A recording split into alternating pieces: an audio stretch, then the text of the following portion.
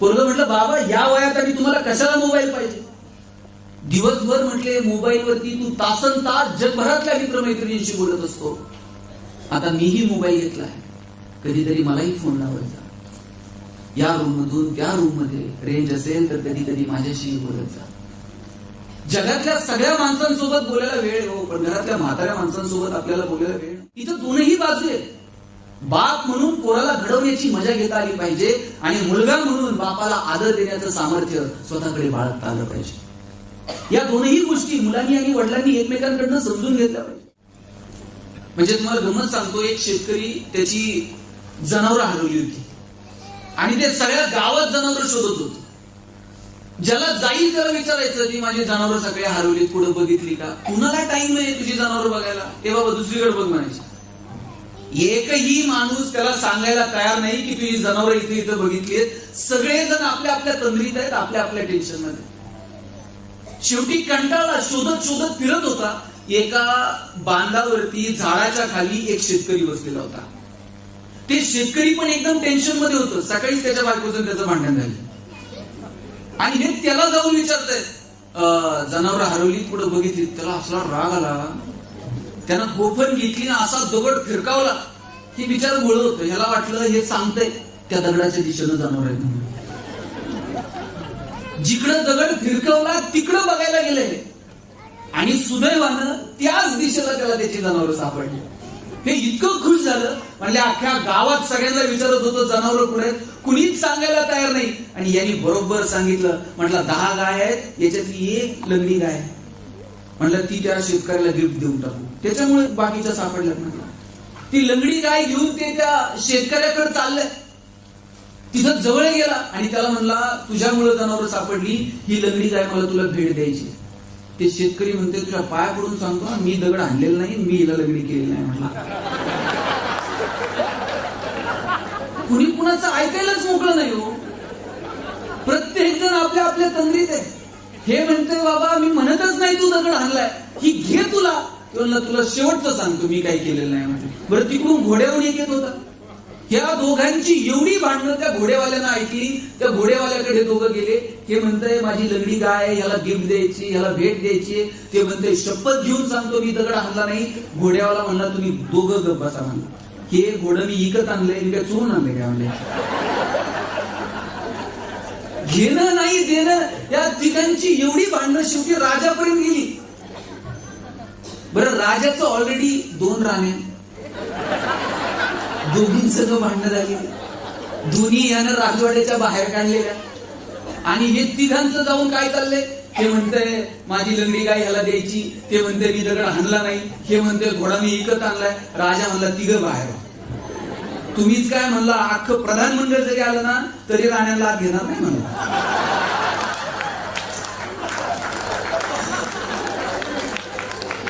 कुणाला कुणाचं ऐकायला वेळ नाहीये साहेब.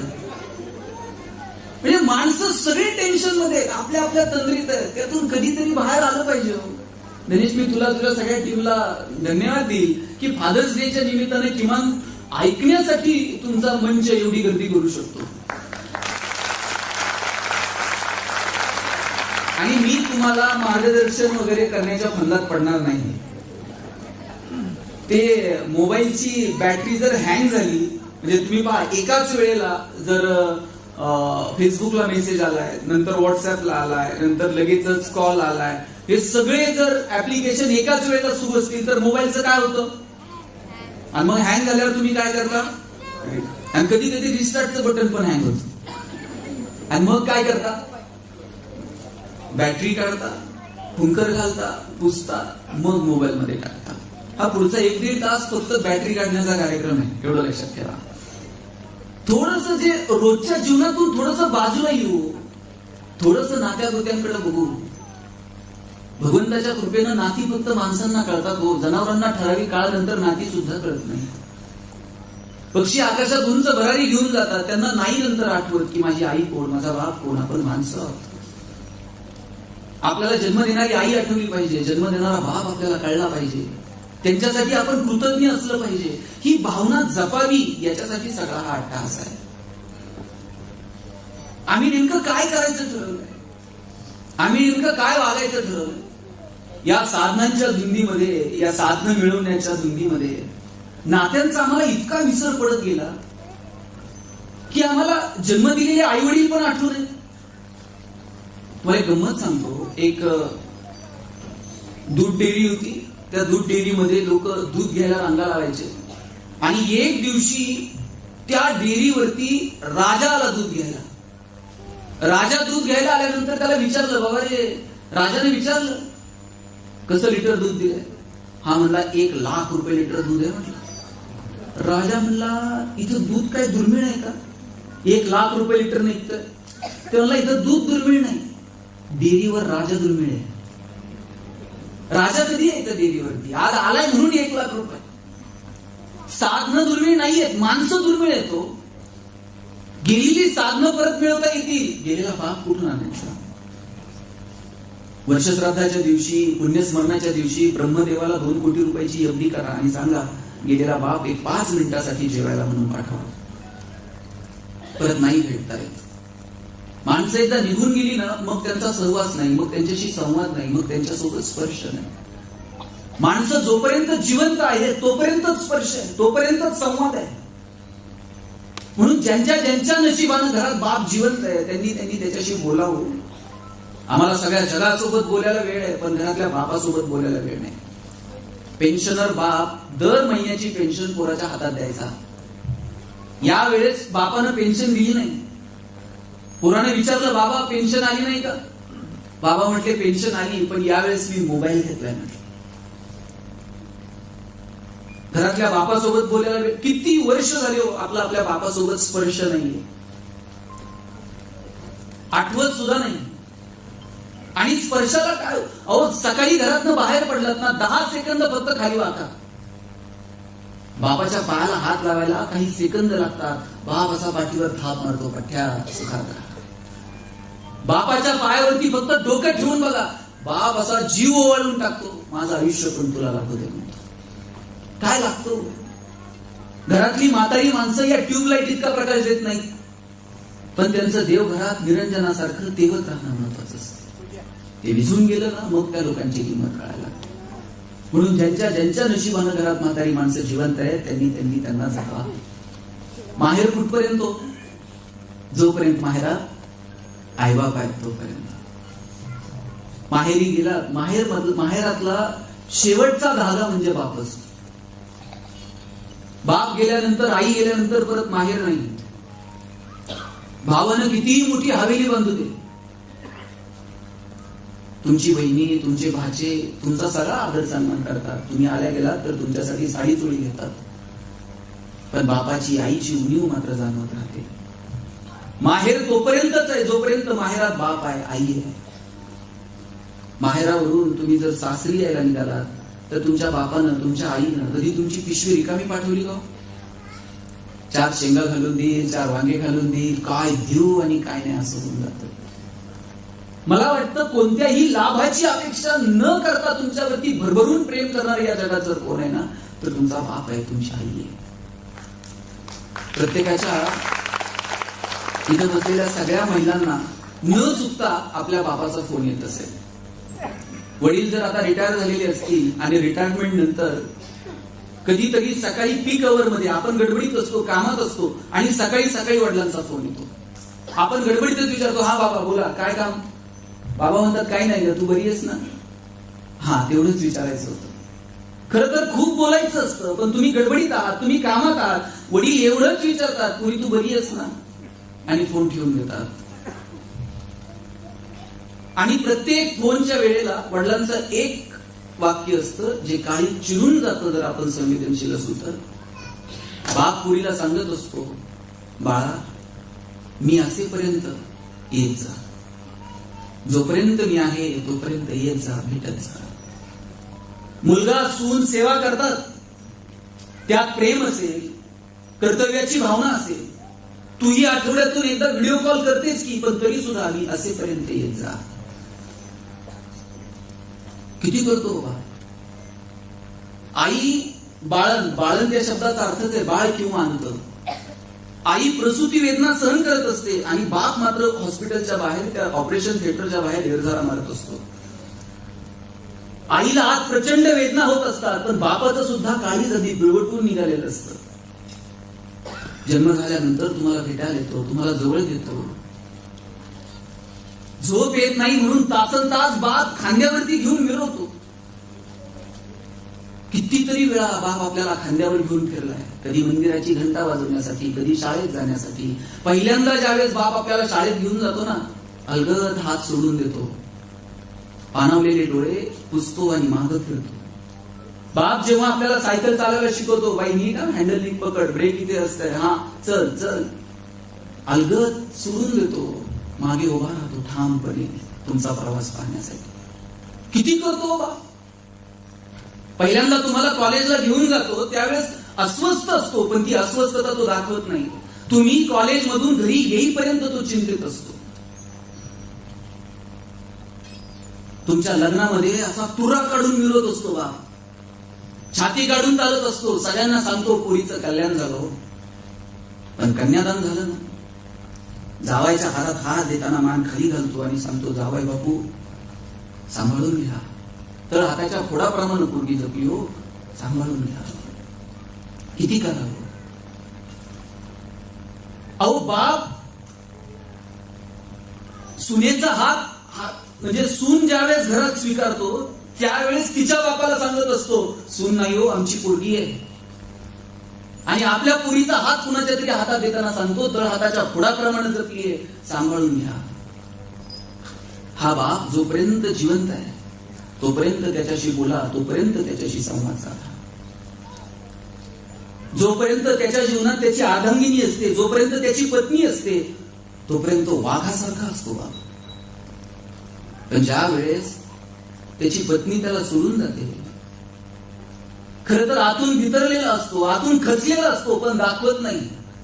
ऍडजस्ट करून घेतो सगळ्यांसोबत. नातवासोबत खेळतो, नातीसोबत खेळतो, नातवासोबत खेळताना घोडा करतो. नातवाकडनं स्मार्टफोन कसं वापरायचा ते सुद्धा शिकून घेतो. कधीतरी सुनेला म्हणतो, हातात राखी बांधशी. विस्कटलेली नाती पुन्हा नव्यानं जोडण्याचा तो प्रयत्न करतो. मुलाचं लग्न होत असताना मन सावरून घेतो, मन बांधून घेतो. एक नवीन अंक, एक नवीन प्रवासाला त्याच्या सुरुवात झालेली असते. काय होईल जगणं. आणि अशा वेळेला बाप कधीतरी आठवड्यातनं फोन करतो आणि सांगतो, मी असेपर्यंत येत चला. माझं इथं बसलेल्या सगळ्या माता भगिनींना, सगळ्या तरुण मित्रमैत्रिणींना या फादर्स डे निमित्तानं सांगणं, हे मागं कोणतरी आवाज करते, बंद करा. माझं सगळ्या मित्रमैत्रिणींना सांगणं, आठवड्यातनं जेव्हा तुमच्या बापाचा फोन येतो आणि कानावरती आवाज येतो ना, मी असेपर्यंत येत जा. खरंच बाप आहे तोपर्यंत जा. नंतर तो तुम्हाला पाहायला मिळणार नाही. तुमच्या असाइनमेंट, तुमच्या मीटिंग, तुमचे अनेक प्रपोजल, बिझनेस, कमिटमेंट, हे सगळं बाजूला ठेवा आणि जोपर्यंत बाप आहे तोपर्यंत त्याला भेटा. बाप गेल्यानंतर मुलगी जाते. एसटीतनं उतर, अहो पोरीचं आणि बापाचं प्रेम काही वेगळंच आहे. बाप गेल्याचं पत्र आलं ना, फोन आला ना, पोरगी रडत निघते, बसमधनं उतरते, हमगरडा फोडत जाते, बापाच्या छातीवर डोकं ठेवून रडायला लागते. बापाला माहित नसतं माझी छकुली आली. श्वास थांबल्यानंतर कळत नाही माणसं आली, कोण भेटतंय, कोण रडतंय. लक्षात घ्या, नात्यांमध्ये पराक्रम नसतो गाजवायचा, नात्यांमध्ये प्रेम अपेक्षित असतं.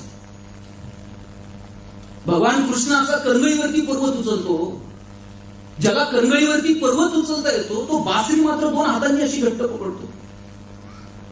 ज्याला करंगळीवरती पर्वत उचलता येतो तो बासरी अशी 2 हातांनी घट्ट का पकडतो. कारण नात्यांमध्ये प्रेम असतं आणि पराक्रम गाजवायचा असतो तो रणांगणात. आपण उलट करतो, नात्यांमध्ये पराक्रम गाजवतो आणि रणांगणात शस्त्र खाली ठेवतो. नात्यांमध्ये कसला पराक्रम आहे. 10 वर्ष झाले वडिलांनी माझ्या लग्नात विरोध केला, 10 वर्ष बापाच्या दारात गेले नाही. तो गेल्यावर तुम्ही जाल, त्याला नाही कळत माझी छकुली आली म्हणून. 10 वर्ष झाले बहिणीशी मी बोललो नाही, ती गेल्यावर तुम्ही साडी चोळी घेऊन जा, तिला नाही कळत भाऊ आलाय आणि तो रडतोय म्हणून. नात्यांमध्ये पराक्रम नसतो गाजवायचा, नात्यांमध्ये प्रेम अपेक्षित असतं. ते प्रेम आपल्याला नाती जिवंत आहे तोपर्यंत देता येईल का, मला वाटतं याचा विचार करा. लक्षात घ्या, आई आणि बाप ही नुसती नाती नाहीये, त्या भावना आहेत. आई असणं हे निवळ तुमच्या प्रसूती वेदनांशी निगडीत नाहीये. आई असणं हे निवळ तुमच्या स्त्रीत्वाशी निगडीत नाहीये. आई असणं हे जर निवळ तुमच्या प्रसूती वेदनांशी, निवळ तुमच्या स्त्रीत्वाशी निगडीत असतं, 750 वर्ष 21 वर्षाच्या तरुणाला लोक माऊली म्हटलेत असते. जगातला एकमेव पुरुष आहे ज्ञानोबा, सगळ्या जगाला आई म्हणून हाक मारली हो. म्हणून मला असं वाटतं की आई आणि बाप ही नुसती नाती नाहीये, आई आणि बाप ही भावना आहे. बघा, जग तुम्हाला बाहेर बाळासाहेब म्हणत, घरी गेल्यावर आई काय म्हणते? आई म्हणते बाळू. आई उकार लावते, आई उकाराची भाषा बोलते. ती उकाराची भाषा ज्ञानोबा बोलतात. तो ज्ञानोबा म्हणतात, ऋणू झुणू रे भ्रमरा, सांडी तो अवगुणू. अवगुण या शब्दाला ज्ञानोबांनी अवगुण म्हणावं, याच्यापेक्षा काय प्रेम असू शकतं? बघा, पोरग कसंही असलं तरी आई काय म्हणते? माझं लेकरू आहे. ते तिकडे दारू पेत जरी असलं ना तरी आई सांगते की नाही, पोरग तसं चांगलं आहे हो, संगत वाईट आहे. पोरग मोठं असलं तरी आई सांगते की नाही, ते हुशार आहे हो, पण अभ्यास करत नाही. आई रामाची असो नाही तर रावणाची, कंसाची असो नाही तर कृष्णाची, आई कुणाचीही असो, होत प्रोत प्रेम करते. जो जे वांछील तो ते लाहो प्राणीला, ज्याला ज्याला जे जे हवंय ते ते मिळू दे. केवढं मोठेपण आहे होय मनाचं. माऊलींना उगाच आई म्हटलं नाही, ज्याला ज्याला जे जे पाहिजे ते ते मिळू दे. आपलं एवढं मोठं मन आहे का? एकाला देव प्रसन्न झाला, लहान म्हणला तुला काय मागायचंय ते माग. हे देवाला म्हणला, देवा एक गाडी दे म्हणला मला.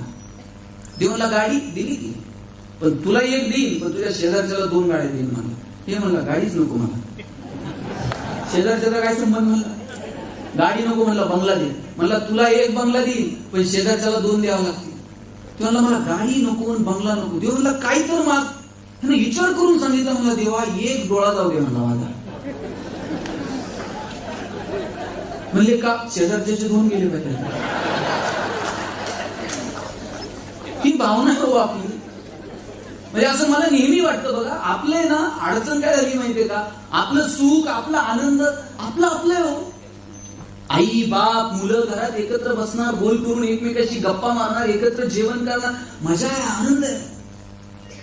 पण आपली अडचण काय झाली माहितीये का? आपला आनंद हा इतरांच्या क्रिये प्रतिक्रियेवरती अवलंबून आहे.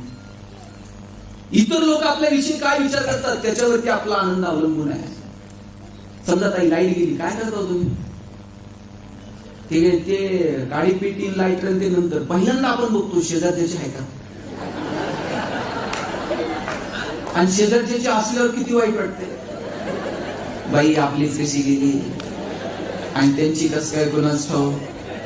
आणि शेजारच्याची नसल्यावर इतकं बरं वाटतंय सरपंच, असं वाटतंय सगळ्या गावाचीच गेली, 2 दिवस नाही आली तरी जमते. म्हणजे दुःख हे सार्वजनिक असलं पाहिजे आणि आनंद आपला आपला असला पाहिजे. पण आईची भावना अशी, जो जे वांछील तो ते लाहो प्राणीला, ज्याला ज्याला जे जे हवे ते ते मिळू दे. मनाचा हा मोठेपणा ज्ञानोबांमध्ये पाहायला मिळतो आणि म्हणून ज्ञानोबांना आई म्हटलं गेलं.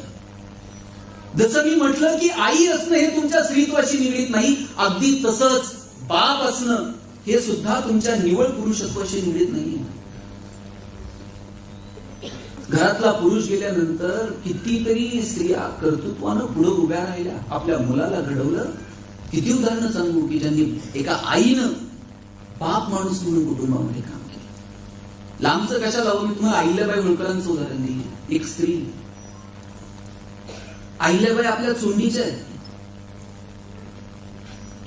होळकरांच्या घरच्या सून झाल्या, शिंद्यांची पोरगी. आणि होळकरांच्या घरची सून झाल्यानंतर म्हणजे वडिलांनी शिकवलं, मोठं केलं, त्यांच्या वडिलांना मानावं लागेल. अहिल्याबाईंनी शिकलं पाहिजे, त्यांनी शस्त्र जाणलं पाहिजे, त्यांनी शास्त्र जाणलं पाहिजे, त्यांना नीतीशास्त्र कळालं पाहिजे, धर्मशास्त्र कळालं पाहिजे, न्याय व्यवस्था कळली पाहिजे. याच्यासाठी वडिलांनी पुढाकार घेतला आणि आपल्या मुलासाठी हीच मुलगी म्हणून होळकरांनी घरची सून करून घेतलं. अहिल्यादेवी इंदोरला गेल्या. अहिल्यादेवींचे वडील वारले, आई गेली, पती गेला, सासरे गेले, मुलगा गेला, जावाई गेला, लेक गेली. अहिल्यादेवी एकट्याच राहिल्या आणि एकट्या राहिल्यानंतर राघोबा दादांना वाटलं की इंदोर आपण घेऊ ताब्यात. 5-10 हजाराचा फौज फाटा घेऊन आले शिपरी नदीच्या काठावरती आणि अहिल्यादेवींना कळालं की इंदोर घ्यायला राघोबा दादा आले. अहिल्यादेवी एक स्त्री आहे, पण राघोबा दादांना पत्र लिहिलं, राघोबा दादा दान म्हणून जर मागाल ना तर तुमच्या वाट्याचं दान तुम्हाला देऊन टाकू, पण हिसकावण्याच्या दृष्टीने जर आला असाल तर 2000 महिलांचा फौज फाटा घेऊन स्वतः अहिल्या रणांगणात उभी राहील आणि हातात भाला घेऊन उभी राहील. राघोबा दादांना पत्र लिहिलं. विचार करा, मी जर हरले तर इतिहास मला नावं ठेवणार नाही, पण महिलांच्या फौजेकडून तुम्ही जर हरलात तर इतिहास त्याची काय नोंद ठेवी. राघोबा दादांनी पत्र लिहिलं, अहिल्या मी लढायला नाही, तुझा मुलगा गेला म्हणून तुला भेटायला आलं. उलट पत्र पाठवलं राघोबा दादांना अहिल्यादेवींनी. मग त्याच्यासाठी 5-10 हजारांचा फौज फाटा कशाला, पालखीत बसून या, स्वागत करेल अहिल्या तुमचं. अहो एक स्त्री बापासारखं लढली, कणखरपणे समोर गेली. म्हणून मी म्हणतो की आई असणं आणि बाप असणं हे निवळ तुमच्या स्त्रीत्वाशी किंवा पुरुषत्वाशी निगडीत नाही. ती एक भावना आहे, ती भावना आपण समजून घेतली पाहिजे. बाप म्हणून आपण आपल्या मुलाला नेमकं काय द्यायचं हे ठरवलं पाहिजे. आपल्या डोक्यात एक पक्क आहे की 7 पिढ्या पुढे एवढं बाप म्हणून मी निर्माण करून ठेवेल. लायकी निर्माण करा कमवायची. तुम्ही किती कमवून ठेवा, पोरगं नालायक असलं तर 2 दिवसात उडवते. पण तुम्ही जर त्याच्या मनगटात कमवण्याची रग निर्माण केली, लायकी निर्माण केली, लढतंय त्याच्या मार्गावरती, त्याच्या मनगटाच्या जोरावरती कमवते ते. पण बाप म्हणून तो विचार, तो संस्कार आम्हाला येणाऱ्या पिढीला देता येईल का याचा विचार करू. इथं दोनही बाजू आहेत. बाप म्हणून पोराला घडवण्याची मजा घेता आली पाहिजे आणि मुलगा म्हणून बापाला आदर देण्याचं सामर्थ्य स्वतःकडे बाळगता आलं पाहिजे. या दोनही गोष्टी मुलांनी आणि वडिलांनी एकमेकांकडनं समजून घेतल्या पाहिजे. बाप म्हणून आपण जे पेरू मुलांच्या बाबतीत तेच उगवतो. गहू पेरून साहेब ज्वारी उगवते का? आपण सगळी खेड्यापाड्यातली माणसं. बाजरी पेरून हरभरा उगवते का? तुम्ही जे पेरणार आहात तुमच्या मुलांच्या बाबतीत ते उगवत असतात. काय पेरायचं ते ठरवा. आणि माझा दावा आहे, आपण सांगू तसं मुलं वागत नाही का? आपण जसं वागू तसं मुलं वागतात. आपण काय वागायचं ठरवलंय. म्हणजे बाप पोराला सांगते व्यसन करू नये आणि घरी गेल्यावर बापच पोराला सांगते 10 जरा चुलीव सिगरेट पेटून आण. ते पोरगा असं ते बापाकडे जसं ऑलिम्पिकची ज्योत घेऊन आले. बाप कानातनं धूर काढतो, नाकातनं धूर काढतो, सगळ्या गावात सांगतो जादूगार बाप आहे. तुम्ही काय पेरायचं ठरवलं? अहो तुकाराम महाराजांना हेवा वाटला स्वतःच्या बापाविषयी बोलताना. ते म्हणले आमच्या बापाची मिराशी गा, मिरवीनं पांडुरंगा तुझी चरण सेवा. तुकाराम महाराज म्हणतात की आम्ही आमच्या बापानं जी मिराशी घालून दिली ती आम्ही आमच्या डोक्यावर मिळवू. तुझी मिराशी गा पांडुरंगा. काय काय म्हणावं या गोष्टी. तुकाराम महाराजांना वाटलं की आपल्या बापानं जो आदर्श घालून दिला तो आम्ही मिळू आयुष्यभर. आपल्या बापाचं जे कर्तव्य, आपल्या बापानं जे कर्तृत्व उभं केलं ते पोरांना मिरवावं असं वाटलं पाहिजे. आणि पोरांनी असं कर्तृत्व करावं की आपल्या बापाला ते मिरवावं वाटलं पाहिजे.